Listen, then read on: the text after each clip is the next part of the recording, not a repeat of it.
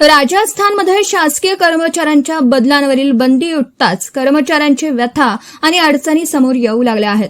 जोधपूरच्या महात्मा गांधी हॉस्पिटलमध्ये नुकतीच एक अत्यंत भावूक घटना घडली. हॉस्पिटलमधील एका सुविधेच्या उद्घाटनासाठी राज्याचे आरोग्य मंत्री गजेंद्र सिंह खिवसर तेथे आले होते. याच दरम्यान तेथे कार्यरत असलेल्या स्टाफ नर्स सुनीता चौधरी यांनी थेट आरोग्यमंत्र्यांचे पाय धरले आणि रडत रडत आपल्या बदलीसाठी आक्रोश केला.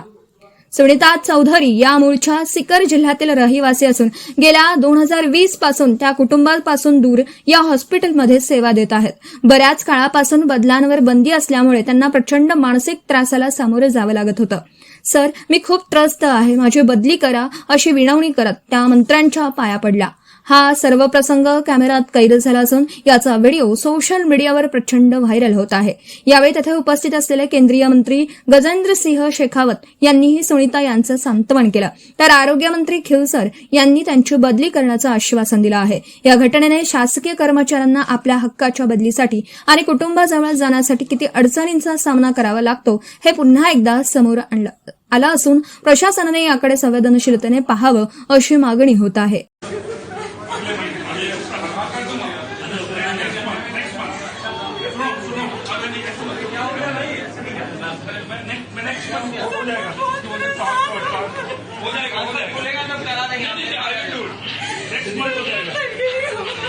यहाँ पर है।